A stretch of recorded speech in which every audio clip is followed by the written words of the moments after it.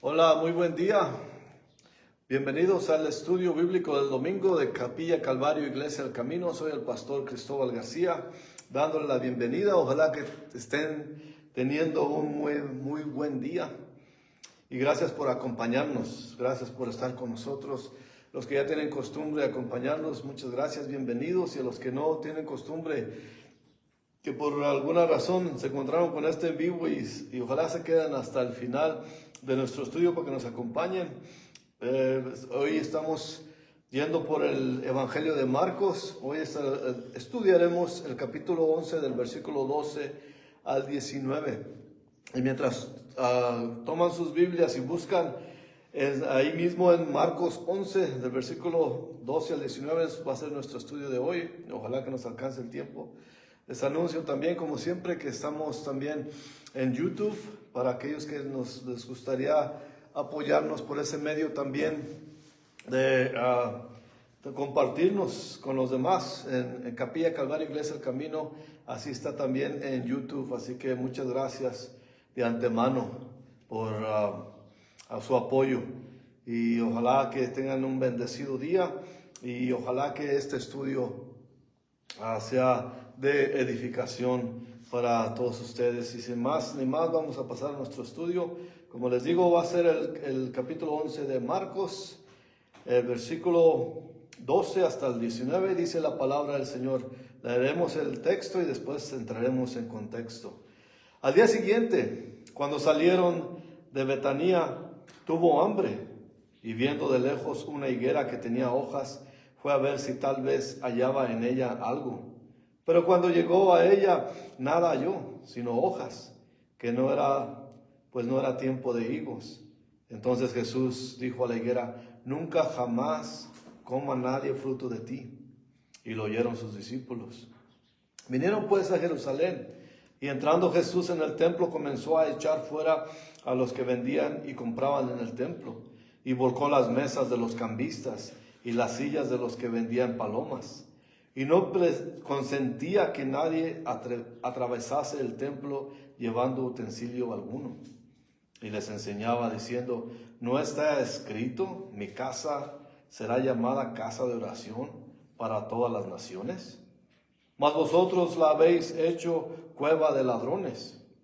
Y lo oyeron los escribas y los principales sacerdotes, y buscaban cómo matarle, porque le tenían miedo, por cuanto todo el pueblo estaba admirado de su doctrina. Pero al llegar la noche, Jesús salió de la ciudad. Señor, le damos gracias, Padre, por este día, por esta mañana, que tenemos el gran privilegio de venir a su presencia, Señor, estudiando su palabra, pidiéndole, Señor, rogándole que tome cargo su Espíritu Santo de este estudio, para que seamos edificados por medio de él, enseñados e instruidos, Padre. Quite todo lo que pueda estorbarnos, Señor, para poder entender su palabra de hoy. Y gracias de nuevo, Señor, por permitirnos venir a su presencia, pidiéndole su bendición sobre este estudio, Señor. En el nombre precioso, admirable, majestuoso nombre de Jesucristo nuestro Señor. Amén. Pues aquí vemos que ya el versículo 12 nos dice, ¿se acuerdan que veníamos viendo cómo el Señor venía en su camino a Jerusalén de nuevo? Y siempre les vamos a estar recordando que va dirigiéndose a Jerusalén. Vimos cómo fue la entrada triunfal de nuestro Señor, ya vimos esa parte. Y ahora nos dice aquí al día siguiente, que cuando salieron de Betanía tuvo hambre. Quiere decir que es el día lunes, porque se acordarán que la semana pasada estudiamos acerca de la entrada triunfal de nuestro Señor. Y al día siguiente ya era lunes, y el hecho que tenía hambre demuestra la humanidad de nuestro Señor. Porque siempre hemos dicho y demostrado que el Señor, siendo Dios, también era completamente hombre. Y también pone ¿se acuerdan que en Betanía tenía amigos?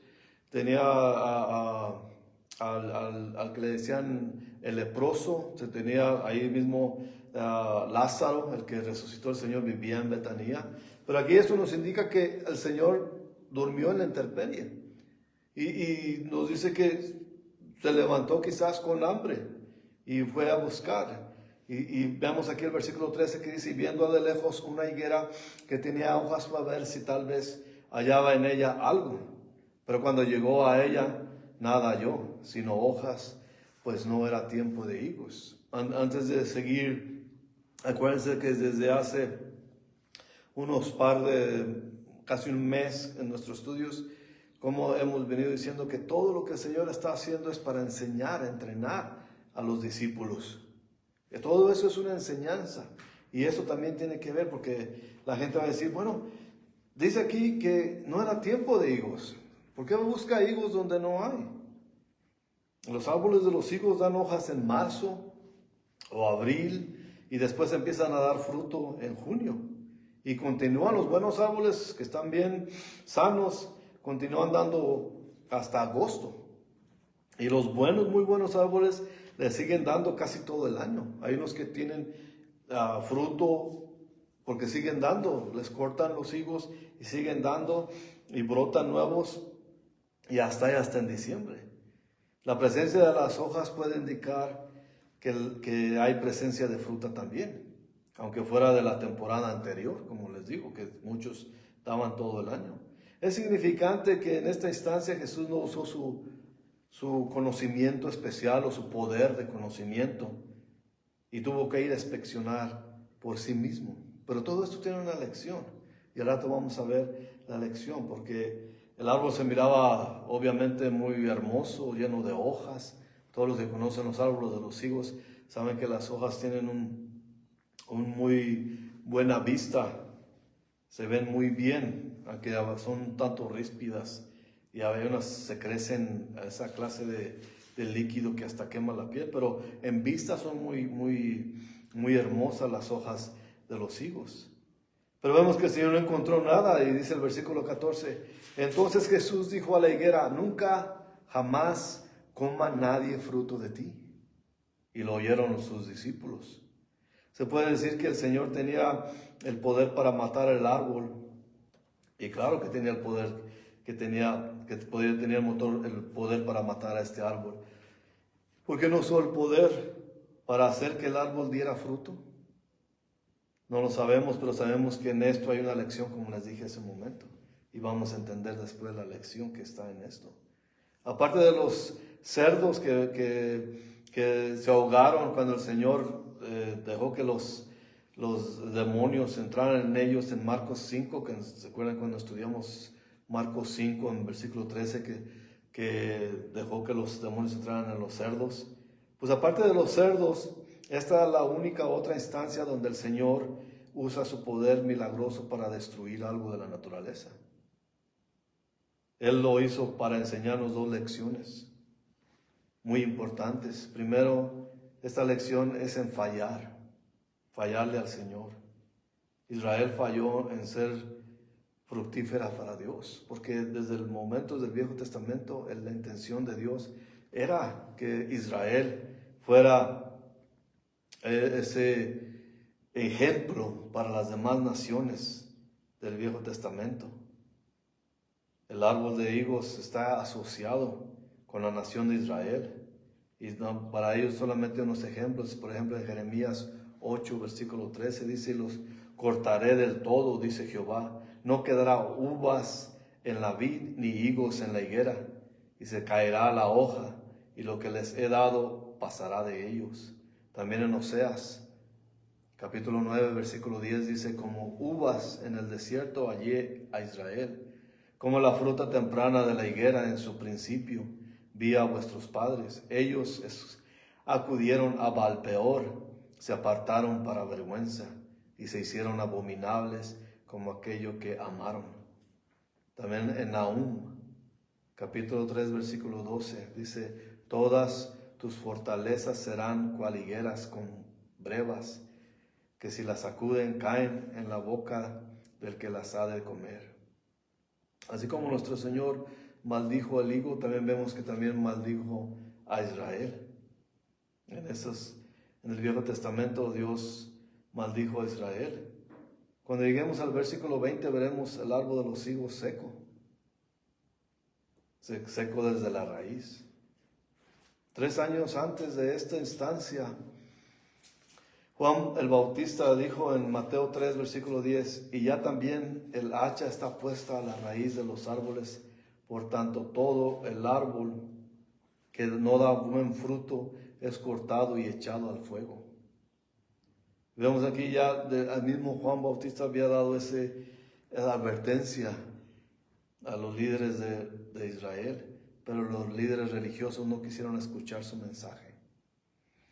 Cada vez que un individuo o un grupo se seca espiritualmente, eso es usualmente desde la raíz. En estas circunstancias, a los discípulos les caerá el 20, como decimos comúnmente, y más bien dicho, entenderán el juicio de Dios sobre Israel. También podrán recordar lo que está escrito en Miqueas,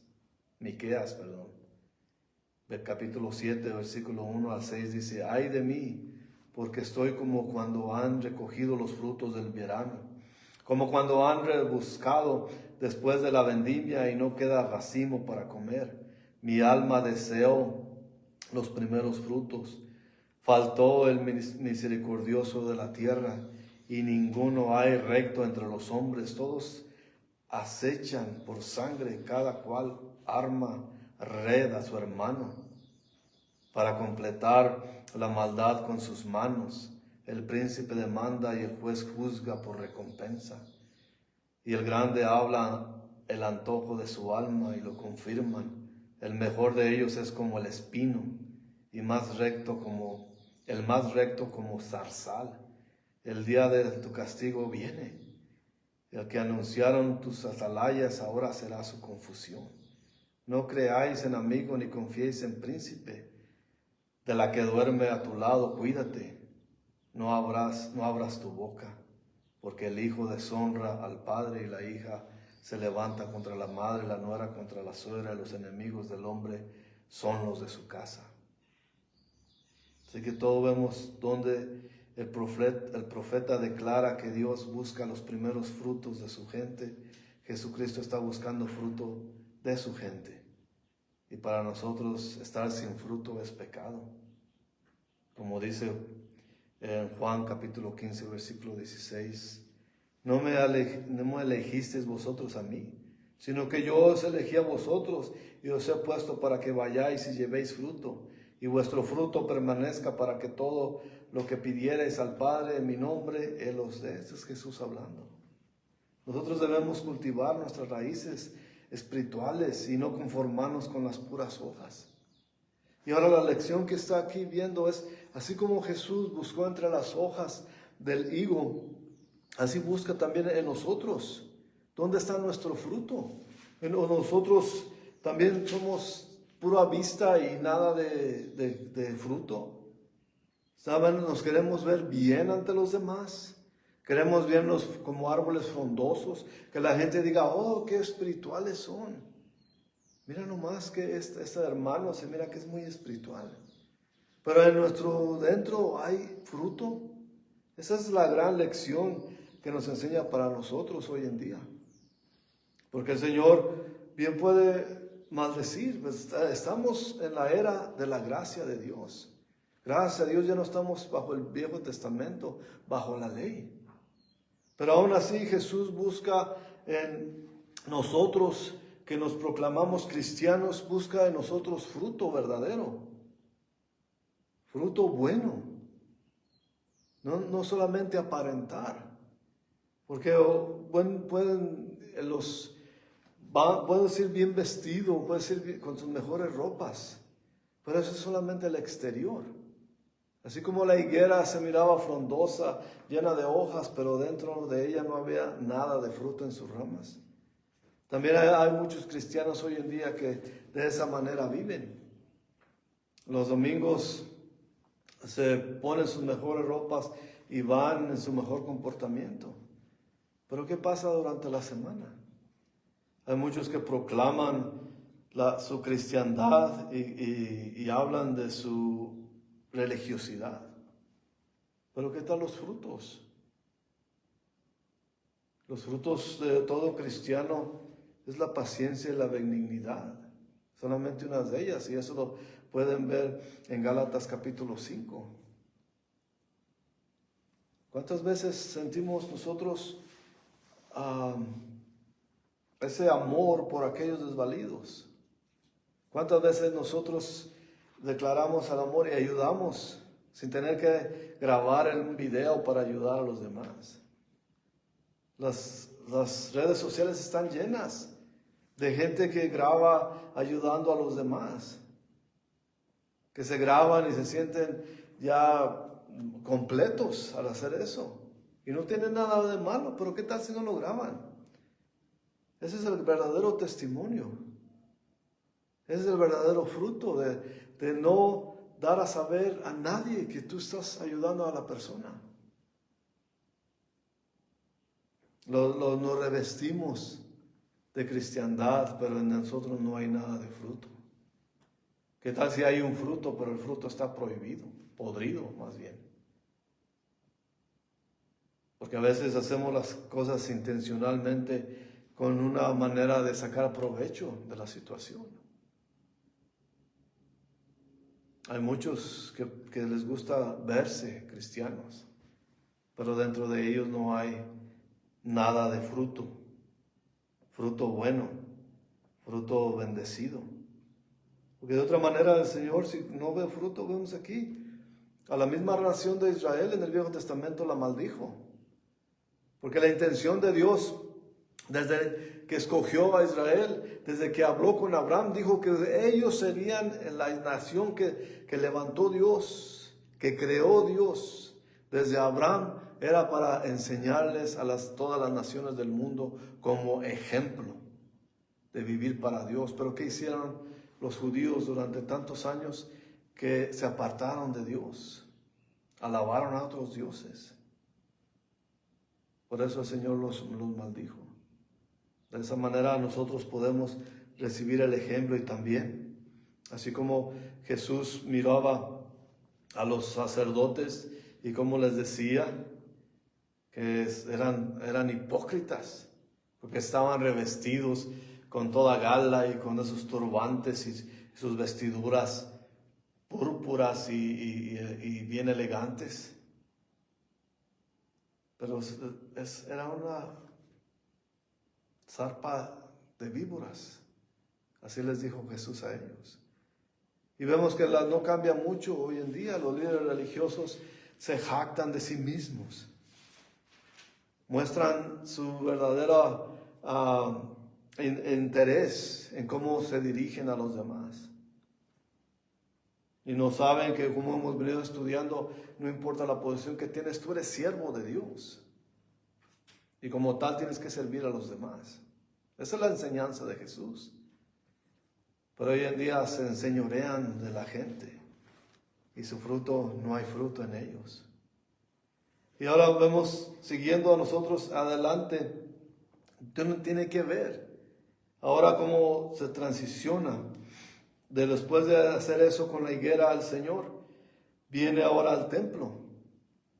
Dice el versículo 15 y 16 aquí de Marcos 11. Vinieron pues a Jerusalén y entrando Jesús en el templo comenzó a echar fuera a los que vendían y compraban en el templo. Y volcó las mesas de los cambistas y las sillas de los que vendrían palomas. Y no consentía que nadie atravesase el templo llevando utensilio alguno. Primero que nada debemos notar que al purificar el templo Jesús clama su autoridad, al igual que Dios, a lo mismo que Dios. Él haciéndose Dios, siendo Dios, como el primero que llenó su gloria, su casa con su gloria.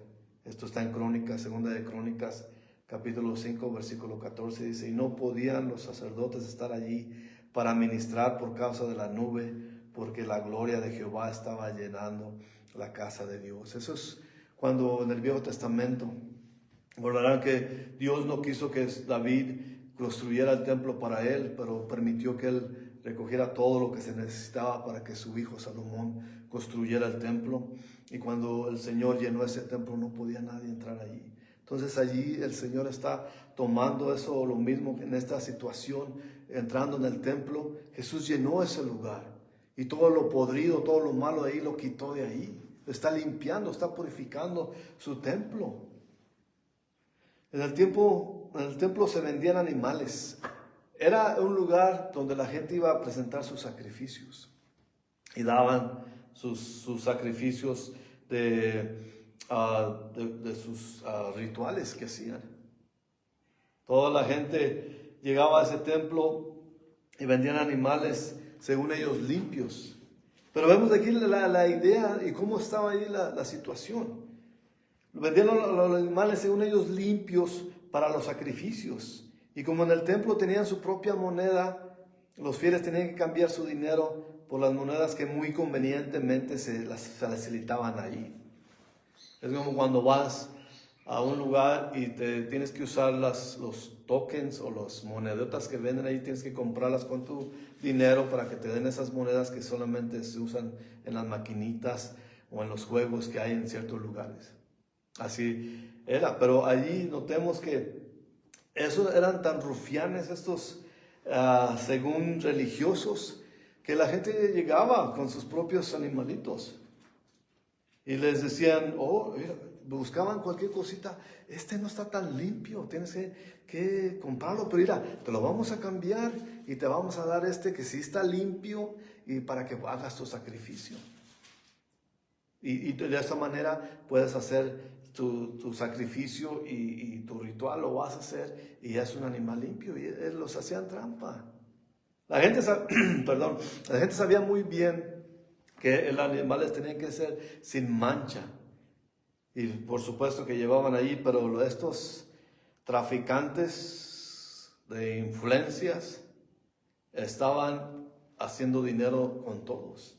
Estaban haciendo dinero hasta con las palomitas que tenían que usar. Y por cierto, es algo muy importante que siempre he notado y que me vino a la mente desde hace mucho tiempo, que aquí dice que el Señor volcó las mesas. Por ejemplo, en el versículo 15, que el Señor volcó las mesas y de los cambistas y las sillas de los que vendían palomas, pero no soltó los animales, no soltó las palomas, porque eso era los sacrificios de los más pobres. Y el Señor siempre se preocupaba por los pobres. Y eso es significativo. Porque aunque la gente viniera, por cierto, que fue, al ratito vamos a leer que eso fue lo que usó José y María cuando presentaron a Jesús en el templo. El lugar era un mercado, básicamente. Un mercado religioso, pero un mercado al fin. Que tenían ahí todo lo necesario para intercambiarlo con la gente. Ese mercado en particular estaba en la corte de los gentiles, porque ese templo tenía que tener el lugar más santísimo donde solamente el sumo sacerdote entraba. Entonces había cortes, la corte de las mujeres, la corte de los hombres, la corte de los gentiles, de los no judíos. Y en ese lugar, en la corte de los judíos, de los no judíos, de los gentiles, es precisamente donde estaba este lugar. Los líderes religiosos, en vez de estar ocupados recibiendo a los gentiles y haciendo un trabajo misionero de evangelizar a aquellos, les vendían. Y te imaginas a la gente que entraba y miraba, este es el Dios verdadero, el que hace comercio con los fieles. Este era un mal ejemplo. Los judíos no permitían ídolos de madera ni de piedra en sus templos, pero había ídolos de otras clases. El ídolo que hasta en estos tiempos es el ídolo que pierde a mucha gente, que es el ídolo, el Dios del dinero. Mucha gente se desvía por culpa de ese Dios y le ponen primero al Dios del dinero que al Dios verdadero, al Dios de Israel. Aún en esos tiempos, el Dios del dinero es el que ellos adoraban, porque es lo que querían. La corte de los gentiles debería ser usada para oración, pero era un lugar de compra y venta. Marcos menciona que vendían palomas, las cuales eran, como les dije, los sacrificios de la gente pobre. Y fue el sacrificio que José y María, como les dije, usaron dedicando al Señor Jesús en el templo cuando era bebé. Y eso está en Lucas 2, versículo 21 al 24. Dice: cumplidos los 8 días para circuncidar al niño, le pusieron por nombre Jesús, el cual le había sido puesto por el ángel antes que fuese concebido. Y cuando se cumplieron los días de la purificación de ellos, conforme a la ley de Moisés, le trajeron a Jerusalén para presentarle al Señor. Fíjese, algo muy importante que no debemos dejar pasar. Ahí dice para bautizarle de bebé. No. Ahí dice presentárselo al Señor. Y esa era la costumbre, y es por cierto la costumbre que usamos nosotros como cristianos, que no bautizamos a los bebés. Nosotros vamos, cuando hay un bebé en la familia va y se lo presenta a Dios. Eso es lo que hacen los cristianos. Y aquí en Lucas 2, versículo 23, continúa diciendo, en el 22, o precisamente cuando se cumplieron los 8 días de la purificación de ellos, conforme a la ley de Moisés, le trajeron a Jerusalén para presentarle al Señor. 23, como está escrito en la ley del Señor: todo varón que abriere la matriz será llamado santo al Señor. Y para ofrecer conforme a lo que se dice en la ley del Señor, un par de tórtolas y 2 palominos. O sea que ese era el sacrificio de los pobres. Todo esto es para decir que hasta la gente pobre era víctima de los usureros del templo. Y esta acción ha de haber molestado de gran manera a nuestro Señor Jesús, porque Él siempre es más sensitivo con los pobres, como ya les dije. Esto fue de gran manera donde el Señor usó físicamente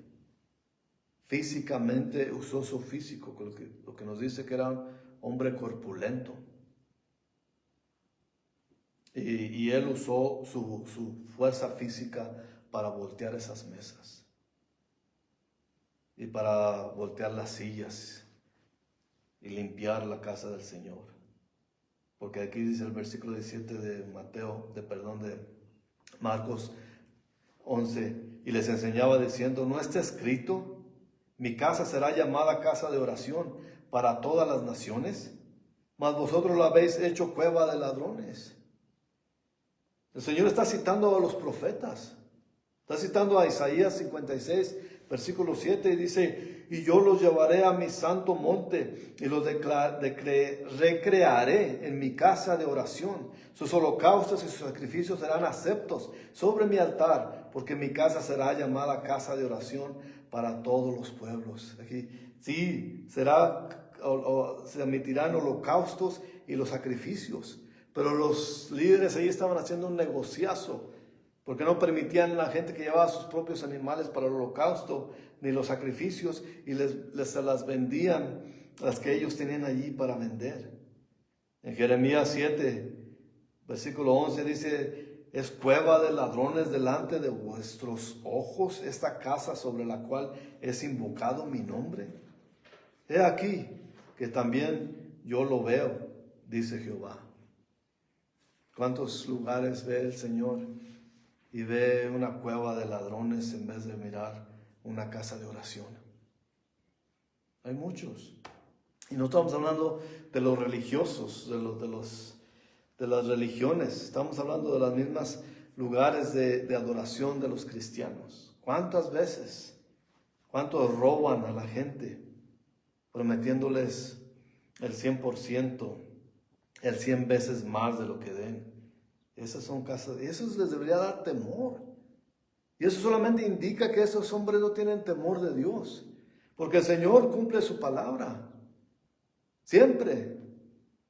A veces pensamos que se tarda, pero de que se la cumplirá, será cumplida. Y todos estos ladrones no se saldrán con la suya. Para esto declarar el punto del Señor es despreciable para Él. Tú ves todo esto en la conducta de los vendedores y cambistas del templo. Es una cueva de ladrones, se refiere a la práctica de robar a la gente, tanto como israelitas y los que venían, que no eran de ahí, de Israel precisamente, pero que eran judíos de otras naciones. Y eso lo está hablando y declarando el Señor. Hay mucha gente que toma ventaja de los cristianos.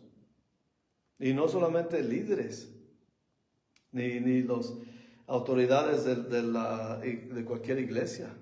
Pero hay personas que se introducen en la congregación para hacer negocio con los demás. Y no tiene nada de malo, porque mucha gente tiene sus negocios y es bueno usar negocios de gente que sea cristiana en vez de usar otros negocios paganos. Pero estoy hablando de aquellos que se meten para tomar ventaja de los cristianos. Y esos son cueva de ladrones. Esos son ladrones ante los ojos de Dios. Y todos ellos que oyen y se molestan acerca de estas enseñanzas es que son ladrones, como dice el versículo 18 aquí del capítulo 11 de Marcos, que los escribas y los principales lo oyeron, los principales sacerdotes, y buscaban cómo matarle, porque le tenían miedo por cuanto todo el pueblo estaba admirado de su doctrina. Los escribas y principales sacerdotes usaban el templo para comercio, que se llevaba a cabo en él para tapar su pecado y su hipocresía. Como vimos, los profetas advirtieron a la gente de su tiempo que la presencia del templo físico no era garantía de bendiciones de Dios. Pues nosotros podemos ver muchos templos, muchos lugares que va la gente a adorar a Dios, pero eso no es garantía de que en ese lugar se encuentre Dios. En la religión ya muchos lugares ya no está Dios allí, porque ya lo quitaron, porque tienen a su Dios el dinero.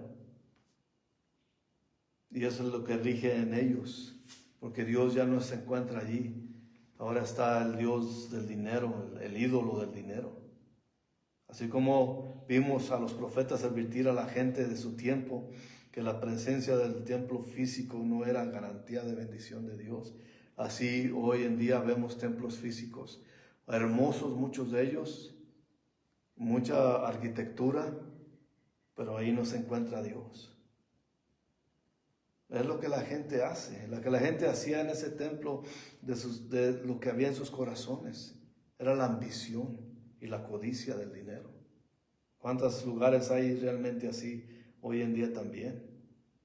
Lo que es importante para la gente, ¿qué es importante para la gente hoy en día? ¿El dinero o una relación con Dios? ¿Vas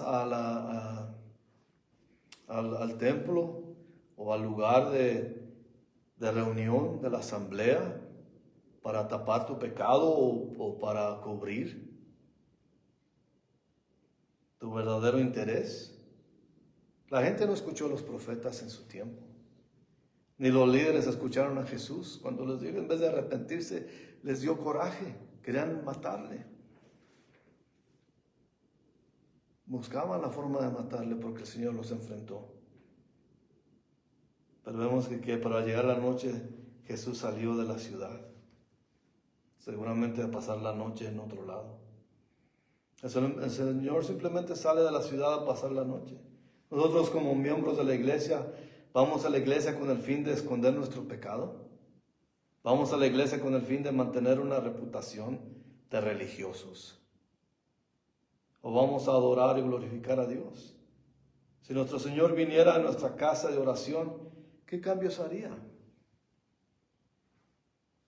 Esas son cosas no importa la situación o no importa la espiritualidad de cada asamblea, de cada lugar de reunión.